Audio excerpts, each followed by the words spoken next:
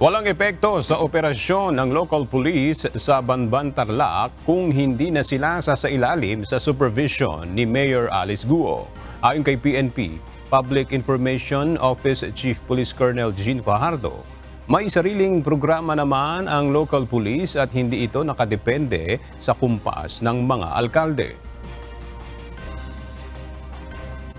Pagdating naman po sa authority, yung daily functions po ng PNP, hindi naman po ito maapektuhan. Kung sakali pong tuluyan na pong mawi-withdraw yung deputation from the NAPOLCOM po ni Mayor Guo po ng Banban, Tarlac, because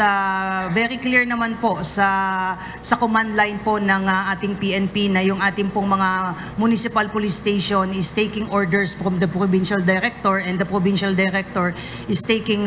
orders from the regional director. What the deputation only means po na yung ating pong mga local chief executives, particularly yung governor po at saka governor, in the exercise of their function po as the local chief executive executive po ng kanilang mga lugar po ay may employ and deploy po yung PNP personnel po natin on the ground depending of the need po to maintain yung peace and order in their respective jurisdictions po.